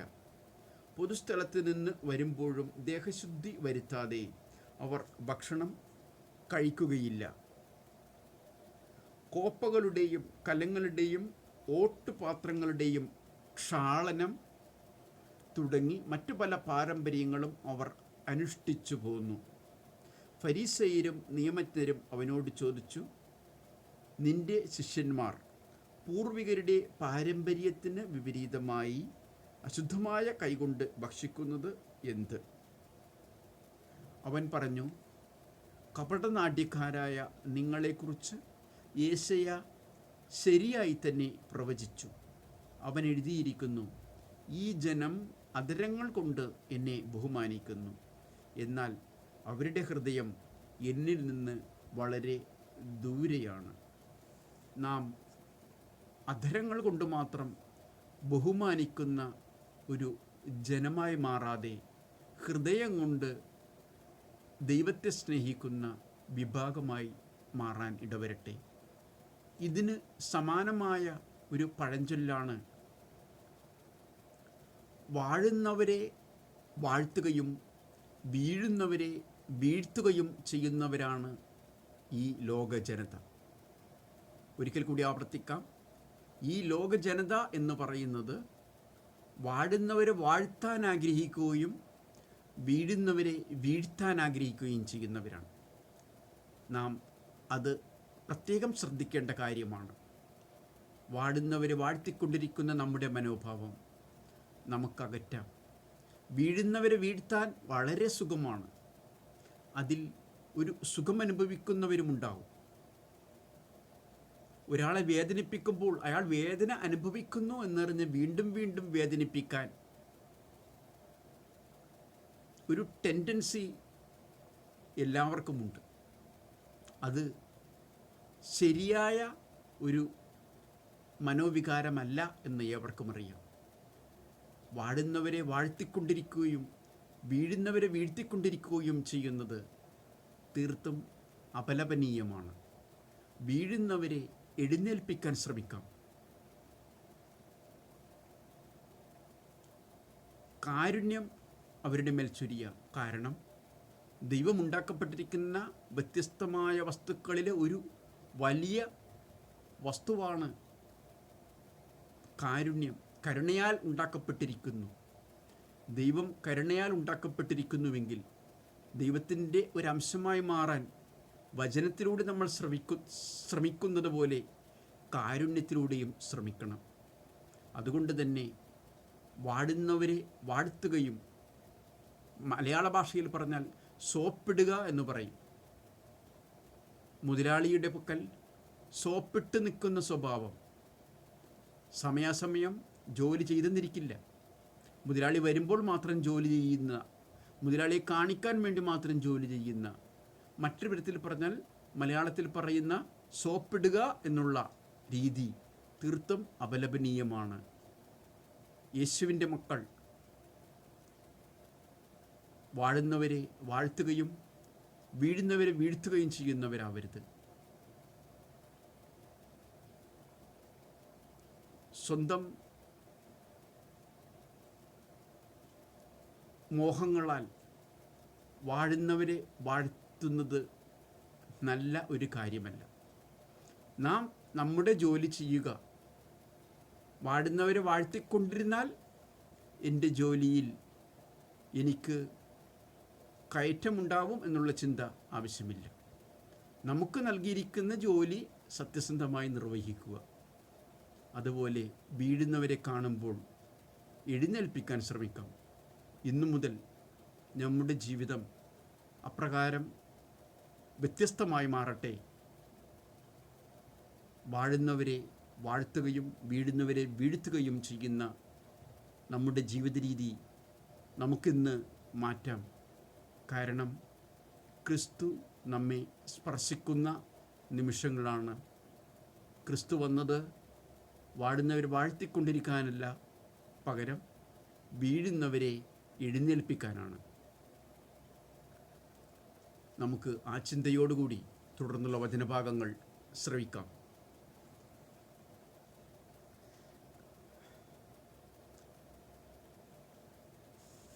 കപടനാട്യക്കാരായ നിങ്ങളെക്കുറിച്ച് യേശയ്യാ ശരിയായി തന്നെ പ്രവചിച്ചു. അവൻ എഴുതിയിരിക്കുന്നു, ഈ ജനം അധരങ്ങൾ കൊണ്ട് എന്നെ ബഹുമാനിക്കുന്നു, എന്നാൽ അവരുടെ ഹൃദയം എന്നിൽ നിന്ന് വളരെ ദൂരെയാണ്. വ്യർത്ഥമായി അവർ എന്നെ ആരാധിക്കുന്നു. മനുഷ്യരുടെ കൽപ്പനകൾ പ്രമാണങ്ങളായി പഠിപ്പിക്കുകയും ചെയ്യുന്നു. ദൈവത്തിൻ്റെ കൽപ്പന ഉപേക്ഷിച്ച് മനുഷ്യരുടെ പാരമ്പര്യം നിങ്ങൾ മുറുകെ പിടിക്കുന്നു. അവൻ തുടർന്നു, നിങ്ങളുടെ പാരമ്പര്യം പാലിക്കാൻ വേണ്ടി നിങ്ങൾ കൗശലപൂർവം ദൈവകൽപ്പന അവഗണിക്കുന്നു. എന്തെന്നാൽ നിന്റെ പിതാവിനെയും മാതാവിനെയും ബഹുമാനിക്കുക. പിതാവിനെയോ മാതാവിനെയോ ദുഷിച്ചു പറയുന്നവൻ മരിക്കട്ടെ എന്ന് മോശ പറഞ്ഞിട്ടുണ്ട്. എന്നാൽ ഒരുവൻ തൻ്റെ പിതാവിനോടോ മാതാവിനോടോ നിങ്ങൾക്ക് എന്നിൽ നിന്ന് ലഭിക്കേണ്ടത് ഖുർബാൻ, അതായത് വഴിപാട് ആണ് എന്ന് പറഞ്ഞാൽ മതി എന്ന് നിങ്ങൾ പറയുന്നു. പിന്നെ പിതാവിനോ മാതാവിനോ വേണ്ടി യാതൊന്നും ചെയ്യാൻ നിങ്ങൾ അവനെ ഒരിക്കലും അനുവദിക്കുന്നുമില്ല. അങ്ങനെ നിങ്ങൾക്ക് ലഭിച്ച പാരമ്പര്യം വഴി ദൈവവചനം നിങ്ങൾ നിരർത്ഥകമാക്കുന്നു. ഇതുപോലെ പലതും നിങ്ങൾ ചെയ്യുന്നു. നമുക്കേവർക്കും നമ്മുടെ മാതാപിതാക്കളോടുള്ള കടമ നിർവഹിച്ച് ജീവിക്കാം. ബാല്യകാലത്ത് ഈ മാതാവും പിതാവും ഇല്ലായിരുന്നുവെങ്കിൽ നാം എന്തുമാത്രം ബുദ്ധിമുട്ടിയിരുന്നു അവരെ കാണാതെ. എത്ര കൊതിച്ചിരുന്നു അവർ എവിടെയെങ്കിലും പോയാൽ വീട്ടിലേക്ക് എത്താൻ. അവർക്ക് വയസ്സായപ്പോൾ അവർ ഒരു അധികപ്പറ്റായി. പുതിയ ആളുകൾ നമ്മുടെ ജീവിതത്തിലേക്കെത്തി. ഭാര്യ എന്ന പേരിലോ ഭർത്താവ് എന്ന പേരിലോ പുതിയ ആളുകൾ. ആ ഭാര്യ മുഖേന അല്ലെങ്കിൽ ഭർത്താവ് മുഖേന വേറെയും പുതിയ ആളുകളെത്തി. മകനെന്ന പേരിലോ മകളെന്ന പേരിലോ. അവരെ കൊഞ്ചിക്കുന്നതിൻ്റെ തിരക്കിൽ വയസ്സായ ചിലരെ നമ്മൾ ഉപേക്ഷിക്കുന്നു, മാതാപിതാക്കളെ ഉപേക്ഷിക്കുന്നു, മറന്നുപോകുന്നു. ഇന്ന് നമ്മൾ കൊഞ്ചിക്കുന്ന കുഞ്ഞുങ്ങളെപ്പോലെ നമ്മളെ കൊഞ്ചിച്ചവരാണ് ഇന്ന് വയസ്സായിരിക്കുന്നവരെന്ന്. ആ ചിന്തയോടുകൂടി ആ മാതാപിതാക്കളെ ബഹുമാനിക്കാം. അവർക്ക് വേണ്ടിയുള്ള ശുശ്രൂഷകൾ ചെയ്ത് സമാധാനത്തോടുകൂടി അവർ മരിക്കാനിടവരട്ടെ.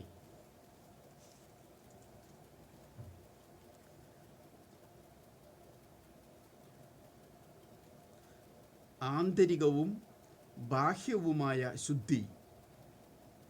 ജനങ്ങളെ വീണ്ടും അടുത്തേക്ക് വിളിച്ച് അവൻ പറഞ്ഞു, നിങ്ങളെല്ലാവരും എൻ്റെ വാക്ക് കേട്ട് മനസ്സിലാക്കുവിൻ. പുറമേ നിന്ന് ഉള്ളിലേക്ക് കടന്ന് ഒരുവനെ അശുദ്ധനാക്കാൻ ഒന്നിനും കഴിയുകയില്ല. എന്നാൽ ഉള്ളിൽ നിന്ന് പുറപ്പെടുന്നവയാണ് അവനെ അശുദ്ധനാക്കുന്നത്. കേൾക്കാൻ ചെവിയുള്ളവൻ കേൾക്കട്ടെ. തീർച്ചയായിട്ടും ചില മതവിഭാഗങ്ങളിൽ കൂടുതൽ ശ്രദ്ധ ചെലുത്തുന്നത് ശരീരശുദ്ധിക്കാണ്. ശരീരത്തിൻ്റെ എല്ലാ അവയവങ്ങളും ശുദ്ധമായിരിക്കണം, നല്ല കാര്യം തന്നെ. പക്ഷെ അവിടെ ആ മതത്തിൽപ്പെട്ടവർ മറന്നുപോകുന്ന ഒരു കാര്യമുണ്ട്. ആന്തരിക അവയവങ്ങൾ, ഹൃദയമെന്നോ മനസ്സെന്നോ ആത്മാവെന്നോ ഒക്കെ പറയാവുന്ന ആന്തരികമായ ചില കാര്യങ്ങൾ, അവ ശുദ്ധമാക്കപ്പെട്ടിട്ടുണ്ടോ? ശുദ്ധമാക്കപ്പെട്ടിട്ടുണ്ടെങ്കിൽ ഇന്നീ കാണുന്ന ഭീകരന്മാരുടെ എണ്ണം, ബോംബ് സ്ഫോടനങ്ങളുടെ എണ്ണം, മനുഷ്യ ബോംബുകളുടെ എണ്ണം ഇതേ രീതിയിൽ അനുദിനം വർദ്ധിച്ചു വരുമായിരുന്നു. അവർ ശരീരശുദ്ധി നിർവഹിക്കുന്നവരാണ്. സാധാരണയിൽ കവിഞ്ഞ ശരീരശുദ്ധി നിർവഹിക്കുന്നതിൽ വ്യാപൃതരാണ്. പ്രസ്തുത മതഗ്രന്ഥങ്ങളിൽ അത് പറഞ്ഞിട്ടുണ്ട്, ശരീരം ശുദ്ധി ചെയ്യണമെന്ന്. പക്ഷെ മറന്നുപോയൊരു കാര്യമുണ്ട്. ശുദ്ധി ചെയ്യേണ്ട അവയവം, ആത്മാവ് ശുദ്ധി ചെയ്യാതെ ശരീരം ശുദ്ധി ചെയ്തിട്ട്, ബാഹ്യശരീരം ശുദ്ധി ചെയ്തിട്ട് എന്ത് പ്രയോജനം? ആ ഒരു കാരണം കൊണ്ട് തന്നെയാണ് ഇന്ന് ഒരു നിശ്ചിത മതത്തിൽ ഭീകരന്മാരുടെ എണ്ണം ക്രമാതീതമായി വർദ്ധിച്ചുകൊണ്ടിരിക്കുന്നത്. നമസ്കാരത്തിന്, നിസ്കാരത്തിന് യാതൊരു കോട്ടവും വരുത്താതെ ശുദ്ധി ചെയ്യുന്നുണ്ട്. അവർ യഥാർത്ഥ ദൈവത്തെ മനസ്സിലാക്കിക്കൊണ്ട് ശരീരശുദ്ധിയെക്കാളുപരി ശുദ്ധമാക്കപ്പെടേണ്ടത് ആത്മാവാണ്, ഹൃദയമാണെന്നുള്ള ചിന്തയോടുകൂടി മുന്നോട്ട് പോകാൻ ദൈവം അനുഗ്രഹിക്കട്ടെ. അതിനുവേണ്ടി നമുക്ക് അവർക്ക് വേണ്ടി കൂടി പ്രാർത്ഥിക്കാം. അപ്പോൾ ഭീകരന്മാരില്ലാത്ത ഒരു ഭൂമി നാളെയെങ്കിലെങ്കിൽ ഏതെങ്കിലും ഒരു നാളെ പുലരട്ടെ. അപ്പോൾ നമുക്ക് പറയാൻ പറ്റും, ഗോഡ്സ് ഓൺ കൺട്രി എന്ന് കേരളത്തെ പറയുന്നത് പോലെ ഗോഡ്സ് ഓൺ എർത്ത്, ദൈവത്തിൻ്റെ സ്വന്തം ഭൂമി എന്ന രീതിയിൽ നമുക്ക് പറയാനിടവരണം. അത് ഭൂമിയുടെ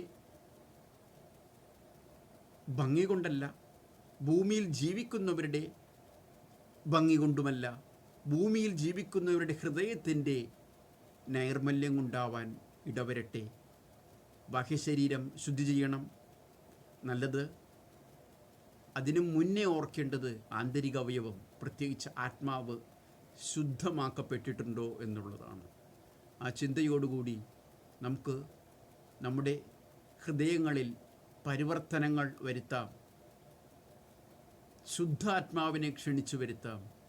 രണ്ടാത്മാക്കളുണ്ടല്ലോ, ശുദ്ധവും അശുദ്ധവുമായ ആത്മാക്കൾ. ഇന്ന് നമ്മുടെ ഹൃദയം അഴുക്ക് നിറഞ്ഞതാണെങ്കിൽ, കറുപ്പ് നിറമുള്ളതാണെങ്കിൽ, ദുർഗന്ധപൂരിതമാണെങ്കിൽ അത് അശുദ്ധാത്മാവ് നിറഞ്ഞത് കൊണ്ടാണ്. ആ അശുദ്ധാത്മാവിനെ പുറത്ത് കൊണ്ടുപോകാൻ ശുദ്ധമായ വചനങ്ങൾ നമ്മുടെ ഹൃദയത്തിലേക്ക് കൊണ്ടുവരേണ്ടിയിരിക്കുന്നു. ശുദ്ധവചനങ്ങളെ പേടിക്കുന്നു അശുദ്ധാത്മാക്കൾ. ശുദ്ധവചനങ്ങൾ നിറയുമ്പോൾ അശുദ്ധാത്മാക്കൾ തനിയെ ഹൃദയത്തിൽ നിന്ന്, ആത്മാവിൽ നിന്ന് രക്ഷപ്പെട്ട് പുറത്തേക്ക് പോകും. അതിനായി ശുദ്ധവചനങ്ങളെ ഹൃദയത്തിലേക്ക് കൊണ്ടുവരാം. കൊണ്ടുവന്ന് നിറച്ചിട്ട് കാര്യമില്ല, അതനുസരിച്ച് ജീവിക്കാൻ ശ്രമിക്കാം. അതാണ് ശാന്തിയുടെ ജീവിതം. മറ്റൊരു വിധത്തിൽ പറഞ്ഞാൽ അതാണ് ഭൂമിയിലെ സ്വർഗം. ആന്തരികവും ബാഹ്യവുമായ ശുദ്ധി. ജനങ്ങളെ വീണ്ടും അടുത്തേക്ക് വിളിച്ച് അവൻ പറഞ്ഞു, നിങ്ങളെല്ലാവരും എൻ്റെ വാക്ക് കേട്ട് മനസ്സിലാക്കുവിൻ. പുറമേ നിന്ന് ഉള്ളിലേക്ക് കടന്ന് ഒരുവനെ അശുദ്ധനാക്കാൻ ഒന്നിനും കഴിയുകയില്ല. എന്നാൽ ഉള്ളിൽ നിന്ന് പുറപ്പെടുന്നവയാണ് അവനെ അശുദ്ധനാക്കുന്നത്. കേൾക്കാൻ ചെവിയുള്ളവൻ കേൾക്കട്ടെ. അവൻ ജനങ്ങളെ വിട്ട് ഭവനത്തിലെത്തിയപ്പോൾ ഈ ഉപമയെക്കുറിച്ച് ശിഷ്യന്മാർ ചോദിച്ചു. അവൻ പറഞ്ഞു, നിങ്ങളും വിവേചന ശക്തിയില്ലാത്തവരാണോ? പുറമേ നിന്ന് മനുഷ്യൻ്റെ ഉള്ളിൽ പ്രവേശിക്കുന്ന ഒന്നിനും അവനെ അശുദ്ധനാക്കാൻ സാധിക്കയില്ലെന്ന് നിങ്ങൾ മനസ്സിലാക്കുന്നില്ലേ?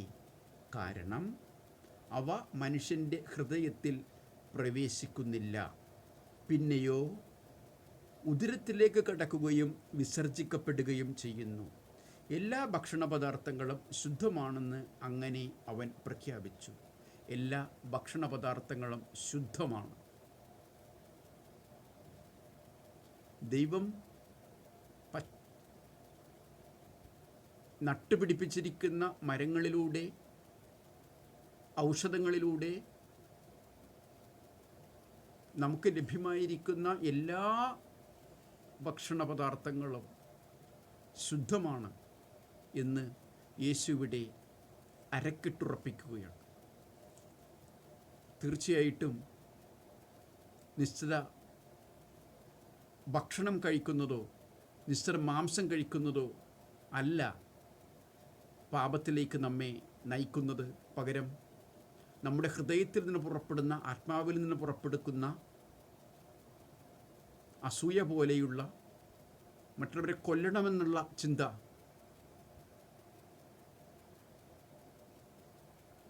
കത്തി കൊണ്ടും കഠാര കൊണ്ടും കുത്തിയില്ലെങ്കിലും നാവുകൊണ്ട് കുത്തിക്കൊല്ലുന്ന അവസ്ഥ പലപ്പോഴും പറയാറുണ്ട് പലരും. എന്നെ കഴുത്ത് മുറിച്ച് കൊന്നാൽ പോലും എനിക്കിത്രയും വേദനിക്കില്ലായിരുന്നു. പക്ഷേ അവൻ്റെ അല്ലെങ്കിൽ അവളുടെ കഴുത്തിന് ചുറ്റുമുള്ള നാവുകൾ കൊണ്ട് എന്നെ വേദനിപ്പിച്ച വേദന, ഏൽക്കേണ്ടി വന്ന അപമാനം 1000 മരണങ്ങളെക്കാൾ വലുതാണ്. സഹിക്കാനാവുന്നില്ല എന്ന് പറയുന്നവരെ നമുക്ക് കാണാം. കൊലപാതകങ്ങൾ കത്തികൊണ്ടോ കഠാര കൊണ്ടോ ചെയ്തിട്ടില്ലെങ്കിലും നാവ് കൊണ്ട് ചെയ്യാതിരിക്കാൻ ശ്രമിക്കാം. നാവിനെ നിയന്ത്രിച്ച് നിർത്താം. നാവ് മറ്റുള്ളവരെ കൊലപ്പെടുത്തുന്നുണ്ടെങ്കിൽ, അപമാനപ്പെടുത്തുന്നുണ്ടെങ്കിൽ അതിന് കടിഞ്ഞാണിടുന്ന ഒരു സ്വഭാവം നമുക്ക് ഇന്നു മുതൽ ആരംഭിക്കാം.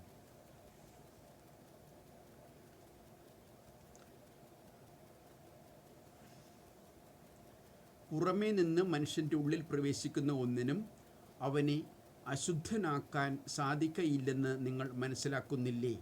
കാരണം അവ മനുഷ്യൻ്റെ ഹൃദയത്തിൽ പ്രവേശിക്കുന്നില്ല, പിന്നെയോ ഉദരത്തിലേക്ക് കടക്കുകയും വിസർജിക്കപ്പെടുകയും ചെയ്യുന്നു. എല്ലാ ഭക്ഷണപദാർത്ഥങ്ങളും ശുദ്ധമാണെന്ന് അങ്ങനെ അവൻ പ്രഖ്യാപിച്ചു. അവൻ തുടർന്നു, ഒരുവൻ്റെ ഉള്ളിൽ നിന്ന് പുറപ്പെടുന്ന കാര്യങ്ങളാണ് അവനെ അശുദ്ധനാക്കുന്നത്. എന്തെന്നാൽ ഉള്ളിൽ നിന്നാണ്, മനുഷ്യൻ്റെ ഹൃദയത്തിൽ നിന്നാണ് ദുശ്ചിന്ത, പരസംഗം, മോഷണം, കൊലപാതകം, വ്യഭിചാരം, ദുരാഗ്രഹം, ദുഷ്ടത, വഞ്ചന, ഭോഗാസക്തി, അസൂയ, ദൂഷണം, അഹങ്കാരം, മൂഢത എന്നിവ പുറപ്പെടുന്നത്. അതുകൊണ്ട് ഭക്ഷണം കഴിക്കുന്നതിനെ പ്രതി നാം ആകുലരാകേണ്ട. ഏത് ഭക്ഷണവും നമുക്ക് കഴിക്കാം. കൈ കഴുകുക, കാൽ കഴുകുക, ദേഹശുദ്ധി വരുത്തുക, അത് നല്ലത് തന്നെ. രോഗങ്ങളെ പ്രതിരോധിക്കും. തീർച്ചയായിട്ടും അതൊക്കെ ചെയ്യുക. പക്ഷേ അത് ചെയ്ത് ശുദ്ധി വരുത്തുകയും ആന്തരിക ശുദ്ധി ഹൃദയത്തിന്, ആത്മാവിന് വരുത്താതിരിക്കുകയും ചെയ്യുന്നത് എത്രയോ മോശം. അതുകൊണ്ട് കൈ കഴുകി ഇല്ല എന്നുള്ളതല്ല വലിയ തെറ്റ്. പകരം ഹൃദയത്തെ കഴുകി, ആത്മാവിനെ കഴുകി അതിനെ ശുദ്ധിയാക്കിയില്ല എന്നുള്ളതാണ്. അപ്രകാരം ശുദ്ധി ചെയ്യാതിരിക്കുമ്പോഴാണ് ഈ പറഞ്ഞ കാര്യങ്ങൾ പുറപ്പെടുന്നത്, ഉള്ളിൽ നിന്ന് പുറപ്പെടുന്നത്. ഒരിക്കൽ കൂടി ആ പുറപ്പെടുന്നത് പുറപ്പെടുന്ന തിന്മകൾ ഞാൻ വായിക്കുകയാണ്. മനുഷ്യൻ്റെ ഹൃദയത്തിൽ നിന്നാണ് ദുശ്ചിന്ത, പരസംഗം, മോഷണം, കൊലപാതകം, വ്യഭിചാരം, ദുരാഗ്രഹം, ദുഷ്ടത, വഞ്ചന, ഭോഗാസക്തി, അസൂയ, ദൂഷണം, അഹങ്കാരം, മൂഢത എന്നിവ പുറപ്പെടുന്നത്. ഇവയൊന്നും നമ്മുടെ ഹൃദയത്തിൽ പുറപ്പെടാതിരിക്കുന്നതിന് വേണ്ടി കൈകൾ കഴുകുന്നതിന് മുമ്പ്, കാലുകൾ കഴുകുന്നതിന് മുമ്പ്, ദേഹശുദ്ധി വരുത്തുന്നതിന് മുമ്പ് നമുക്ക് ഹൃദയങ്ങളെ ശുദ്ധിയുള്ളതാക്കി തീർക്കാം. ഈ തിന്മകളെല്ലാം ഉള്ളിൽ നിന്ന് വരുന്നു. അവ മനുഷ്യനെ അശുദ്ധനാക്കുകയും ചെയ്യുന്നു. സീറോ ഫിനീഷ്യൻ സ്ത്രീയുടെ വിശ്വാസം. അവൻ അവിടെ നിന്ന് എഴുന്നേറ്റ് ടയറിലേക്ക് പോയി. അവിടെ ഒരു വീട്ടിൽ പ്രവേശിച്ചു. തന്നെ ആരും തിരിച്ചറിയാതിരിക്കണമെന്ന് അവൻ ആഗ്രഹിച്ചു. എങ്കിലും അവന് മറഞ്ഞിരിക്കാൻ കഴിഞ്ഞില്ല. ഒരു സ്ത്രീ അവനെക്കുറിച്ച് കേട്ട് അവിടെ എത്തി. അവൾക്ക് അശുദ്ധാത്മാവ് ബാധിച്ച ഒരു കൊച്ചു മകൾ ഉണ്ടായിരുന്നു. ആ സ്ത്രീ വന്ന് അവൻ്റെ കാൽക്കൽ വീണു. അവൾ സീറോ ഫിനീഷ്യൻ വംശത്തിൽപ്പെട്ട ഒരു ഗ്രീക്കുകാരിയായിരുന്നു. തൻ്റെ മകളിൽ നിന്ന് പിശാചിനെ ബഹിഷ്കരിക്കണമെന്ന് അവൾ അവനോട് അപേക്ഷിച്ചു. അവൻ പ്രതിവചിച്ചു, ആദ്യം മക്കൾ ഭക്ഷിച്ചു തൃപ്തരാകട്ടെ. മക്കളുടെ അപ്പം എടുത്ത് നായ്ക്കൾക്ക് എറിഞ്ഞു കൊടുക്കുന്നത് നന്നല്ല.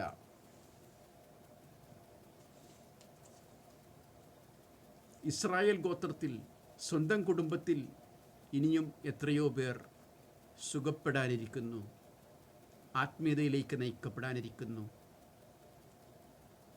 സ്വന്തം കുടുംബത്തിലെ ദുരിതങ്ങൾ, തിന്മകൾ എടുത്ത് കളഞ്ഞിട്ട് വേണ്ടേ നാം മറ്റുള്ളവരെ സുഖപ്പെടുത്താൻ. ഇതുതന്നെയല്ലേ മറ്റൊരു ഉദാഹരണത്തിൽ പറഞ്ഞിരിക്കുന്നത്, സ്വന്തം കണ്ണിലെ കരടെടുത്ത് മാറ്റുക, അതിനുശേഷം നമുക്ക് സ്വന്തം കണ്ണിലെ കരടിനേക്കാളും വലിയ മരക്കഷണം എടുത്തു മാറ്റുക. അപ്പോൾ മറ്റുള്ളവരുടെ കണ്ണിലെ കരട് എടുത്തു കളയാൻ പര്യാപ്തമാകുന്ന വിധത്തിൽ നമ്മുടെ കണ്ണുകൾക്ക് കാഴ്ച ലഭിക്കുമെന്നുള്ളത്. ഇസ്രായേലിൻ്റെ നാഥനായ ദൈവം അയച്ച ദൈവപുത്രനായ യേശുവിന് സ്വഭവനത്തിലെ പലരെയും സ്വഭവനത്തിലേക്ക് കൂട്ടിക്കൊണ്ടുവരാനുണ്ട്. അവരെ സുഖപ്പെടുത്താനുണ്ട്, ശാരീരികമായും ആത്മീയമായും. അങ്ങനെ ഇരിക്കെയാണ് തീർത്തും വ്യത്യസ്തമായി മറ്റൊരു വംശത്തിൽ നിന്ന് ഒരു സ്ത്രീ കടന്നു വന്നിരിക്കുന്നത്. ആ സ്ത്രീയോട് യേശു പറഞ്ഞ വാക്കുകൾ കഠോരമായി നമുക്ക് തോന്നാമെങ്കിലും യഥാർത്ഥത്തിൽ അതുതന്നെയാണ്. നാം ഇസ്രായേലിൻ്റെ, അതായത് ഇന്നത്തെ ഇസ്രായേൽ രൂപാന്തരം ഭവിച്ചിരിക്കുന്നത്, യേശുവിൻ്റെ രൂപാന്തരം ഭവിച്ചിരിക്കുന്നത് ക്രിസ്ത്യാനി എന്ന പേരിലാണ്. ഇസ്രായേലിൻ്റെ നാഥനായി, അവസാനത്തെ നാഥനായി കടന്നു വന്നത് യേശുക്രിസ്തുവാണ്. ആ യേശുക്രിസ്തുവിന് ശേഷം ആ നാഥൻ്റെ മക്കളായി ജീവിച്ചവർ, ആ രാജാവിൻ്റെ പ്രജകളായി ജീവിച്ചവർ ക്രിസ്ത്യാനികൾ എന്ന പേരിൽ അറിയപ്പെടുന്നു. ആ വിഭാഗത്തിൽ നാം എത്തിപ്പെട്ടതിന് ആദ്യമായി ദൈവത്തെ നന്ദി പറയുകയും അതോടൊപ്പം ഇനി നമുക്ക് ചെയ്യാനുള്ളത് യേശു പറഞ്ഞതുപോലെ ആദ്യം മക്കൾ ഭക്ഷിച്ച് തൃപ്തരാവട്ടെ. ഇസ്രായേൽ രൂപാന്തരം ഭാവിച്ച് ക്രിസ്ത്യാനി എന്ന പേരിലായിരിക്കുന്നു. അവർ ഭക്ഷിച്ച് തൃപ്തരാവട്ടെ, ശാരീരികമായും ആത്മീയമായിട്ടും. തുടർന്ന് നാം വെറുതെ ഇരിക്കാൻ പാടില്ല. മറ്റുള്ളവരിലേക്ക് ആ ശാരീരിക ആവശ്യങ്ങൾ, ആത്മീയ ആവശ്യങ്ങൾ നിർവഹിക്കണം. ഇവിടെ ആ സ്ത്രീയെ പരീക്ഷിക്കാൻ വേണ്ടി കൂടിയായിരിക്കാം. കാരണം അന്യ മതത്തിൽപ്പെട്ട, അന്യജാതിയിൽപ്പെട്ട ഒരു സ്ത്രീ കടന്നു വന്നിരിക്കുന്നു. പക്ഷെ തുടർന്നുള്ള ഭാഗം വായിക്കുമ്പോൾ നമുക്ക് മനസ്സിലാക്കാൻ സാധിക്കും, ആ സ്ത്രീയുടെ വിശ്വാസം അന്യജാതിയിൽപ്പെട്ട സ്ത്രീയായിരുന്നിട്ടും ആ സ്ത്രീയുടെ വിശ്വാസം എപ്രകാരമെന്ന് അടുത്ത വാക്യത്തിലുണ്ട്. ആ വാക്യം കൂടി ഞാൻ വായിച്ചിട്ട് ആ വിശ്വാസം അന്യ സ്ത്രീകൾക്കുണ്ടായിട്ടുള്ള, അന്യ വംശത്തിൽപ്പെട്ട സ്ത്രീകൾക്കുണ്ടായിട്ടുള്ള ആ വിശ്വാസം നമ്മളുടെ ഹൃദയത്തിൽ അതിൻ്റെ ഒരു കടുകുമണി ഉണ്ടായാൽ സംഭവിക്കാൻ പോകുന്ന മഹാത്ഭുതങ്ങളെക്കുറിച്ച് ഓർമ്മപ്പെടുത്തിക്കൊണ്ട് ആ സ്ത്രീയുടെ വിശ്വാസം ഞാനിവിടെ വായിച്ച് കേൾപ്പിച്ചുകൊണ്ട് നിർത്തുകയാണ്. അവൻ പ്രതിവചിച്ചു, ആദ്യം മക്കൾ ഭക്ഷിച്ചു തൃപ്തരാകട്ടെ, മക്കളുടെ അപ്പമെടുത്ത് നായ്ക്കൾക്ക് എറിഞ്ഞു കൊടുക്കുന്നത് നന്നല്ല.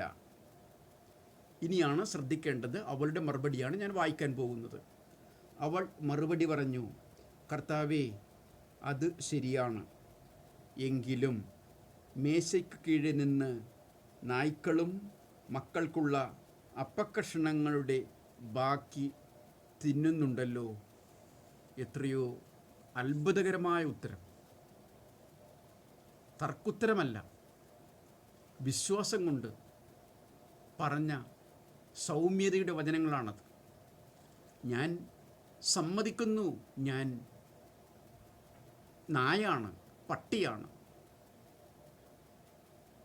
ഇസ്രായേൽ വംശത്തിൽ പെടാത്ത, ഇസ്രായേലിൻ്റെ പുതിയ രൂപമായ ക്രിസ്ത്യാനി എന്ന പേരിന് അർഹയല്ലാത്ത ഒരു സ്ത്രീയാണ്.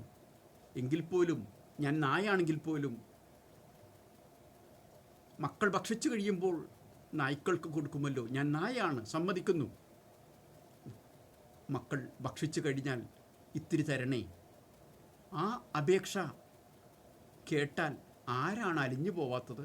ആ വിശ്വാസം തീർച്ചയായിട്ടും നമുക്ക് ഒരിക്കൽ കൂടി ആവർത്തിച്ച് പറയാം. ദൈവമേ, പാപം ചെയ്ത് ഞാൻ പട്ടിയായി മാറിയിരിക്കുന്നു, നായായി മാറിയിരിക്കുന്നു, ഇസ്രായേലിൻ്റെ പുറത്തായി മാറിയിരിക്കുന്നു, ക്രിസ്ത്യാനി എന്ന പേരിന് അർഹനല്ലാതായിരിക്കുന്നു, അങ്ങയുടെ മകൻ എന്ന പേരിന് അർഹനല്ലാതായിരിക്കുന്നു, ഞാൻ നായായി മാറിയിരിക്കുന്നു. പക്ഷേ ഇസ്രായേലിൽ ഭക്ഷിച്ചു കഴിയുമ്പോൾ, മക്കൾ ഭക്ഷിച്ചു കഴിയുമ്പോൾ